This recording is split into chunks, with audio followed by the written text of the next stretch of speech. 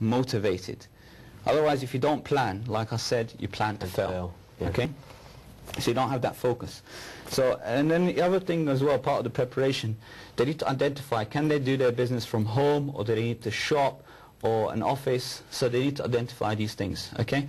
There is something that's in between a home and a traditional office, which is called a virtual office. So you've got an address in a prestigious location. You can have Mayfair, you can have Premier Business Centre. We had the founder on the show, Munir Dewan, and you can basically get these offices for maybe a couple of £100 a year or something, or even less, and they can offer you reception services. You can have the whole image of having an office, and you could be in your home, in your spare room, working away. So not necessarily you need to go out there and spend thousands of pounds or hundreds of pounds a month to get an office or stuff, until you get to the position whereby you're starting to employ people, and then you need that space. You can't start taking staff into your own house, with your family and stuff. So that becomes unrealistic.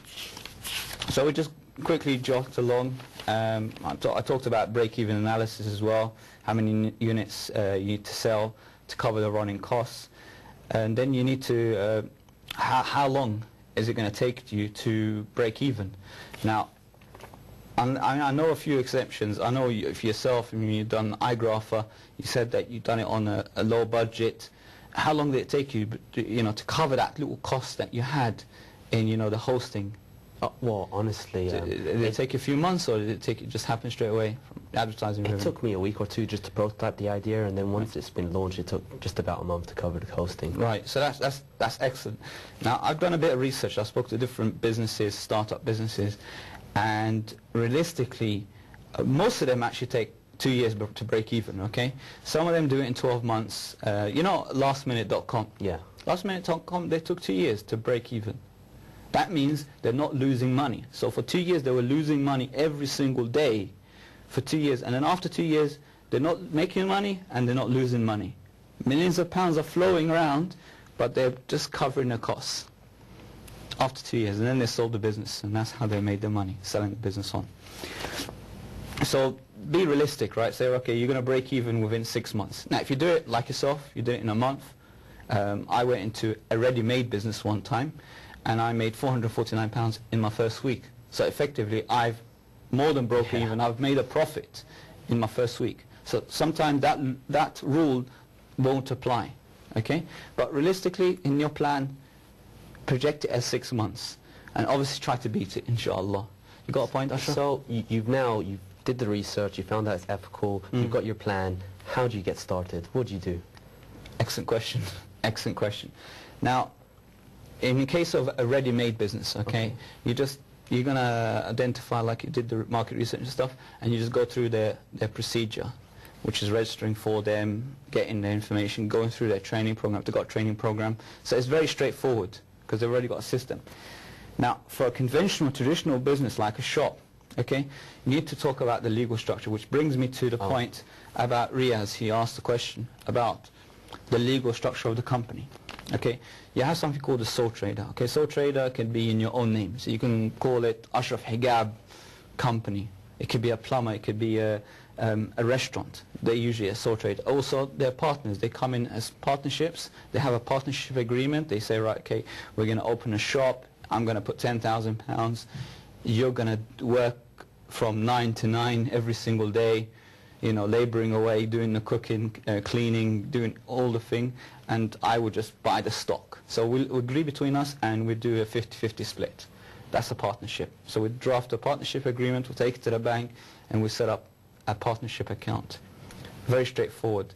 We don't need to register the company or company house, but what we do need to do is we'll need to contact HM Revenue and Customs and tell them when we expect to start the trading effectively, okay?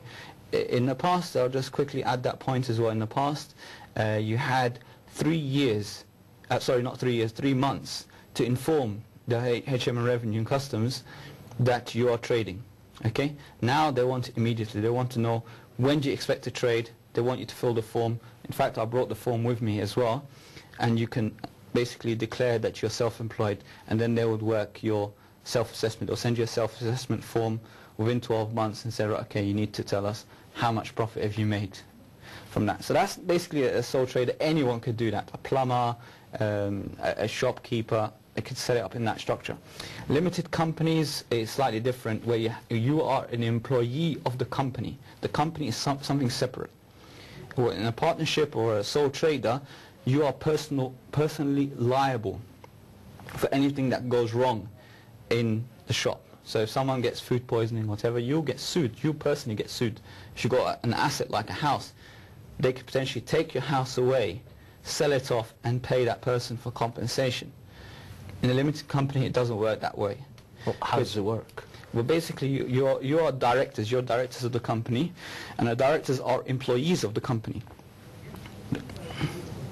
So basically, you've got a okay. So just a moment there. So basically, we have directors, and you've got the company. The company is an entity in itself. Okay, and a limited company is limited in its liability to the company. So anything goes wrong, the company's assets are liable, not your personal assets. Now, if you've started to put your personal assets as a guarantee in any of the loans for the company, then your personal assets are liable.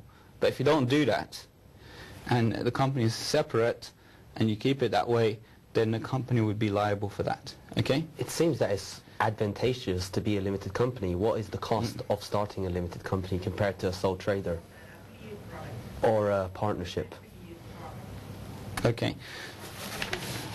Okay. So we had a caller. Just he's asking. He's calling from Luton. It's Imran, brother Imran, and he was asking how to promote an affiliate product on the internet. We was going to actually cover affiliate schemes as well.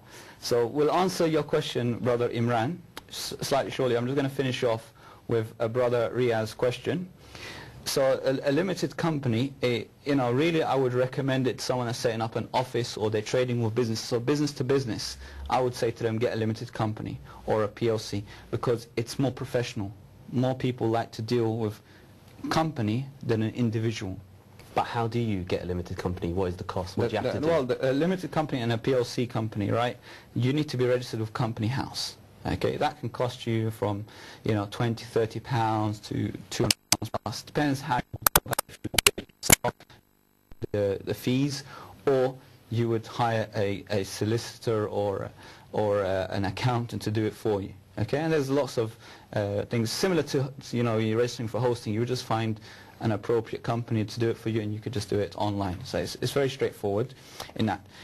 For the public company, where you're limited, you can actually sell shares. You can sell shares to your family and friends, and you've got shareholders and stuff. For a public company, you're really planning to float the company. So ultimately, like our company, Umacom, is a PLC company, and I'm planning to float it on the stock market eventually, and then the general public as a whole can start trading.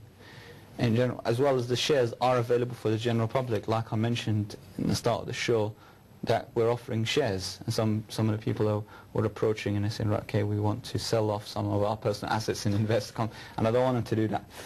Okay, the other thing is quickly is charities as well. Now, charities, you can set it up the same way as a limited company. You can register as a company with Company House as a limited entity, and then I've got actually the forms here.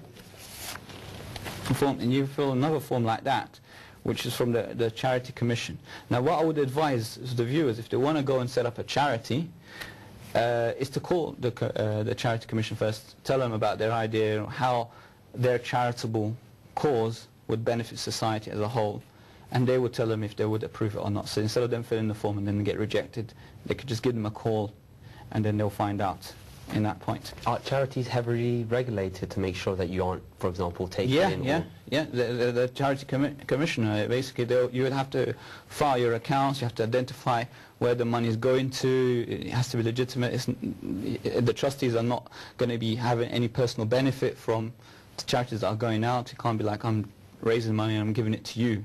But you can do that with a limited company and not have the legal liability. Well, a limited company is, you can make drawings from the company, we'll talk about that. Okay. You're making profit, so you could do that. But with charity, it's a